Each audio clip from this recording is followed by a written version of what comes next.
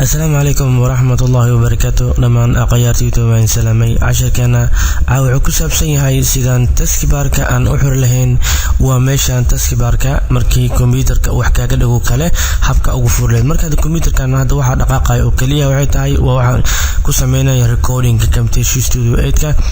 كان سيدو لو قليا ان كمبيوتر كان معناها dad malaga qaarkood inuu ka galaga ama laga xiro marka sida u fahmaysa marka waxaan furaysaa sawtiga iyo kulfansa kadibna ku qoraysaa run ku qor meeshaas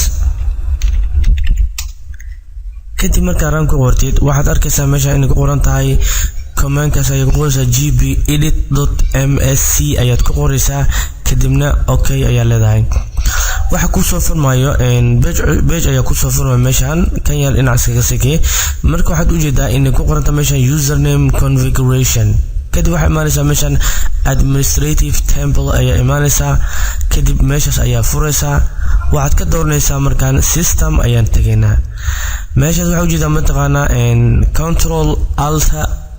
and del option in meesha ku taalo ka dooro kadibna meeshaas ku yaalo remove taskbar ayaa ku yaalo double click ayaa siinaysaa kadibna shaashadan ayaa ku soo baxaysa waxa laga baahnaa ka dhaadid enable ina ka dhaadid kadibna aad dhaadid meeshan oo soo waaweynaade kadib aad dhaadid apply okay ayaa leedahay hadii aad right click meeshan ku dhaadid taskbarkii uu ka xiran yahay hadii aad dina dib u soo furatidna waxa sameynaysa isla meesha ayaa tagaysaa kadibna waxa leedahay not configured ayaa leedahay kadibna waxa laga baahnaa dhaadid apply kadibna okay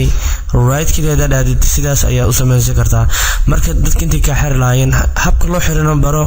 habkii loo furana baro labadaba dhinac marka insha Allah bina keenna ka faa'iido doonta ayaa rajaynaya. Assalamu alaykum wa rahmatullahi wa barakatuh wa jazakumullahu khairan.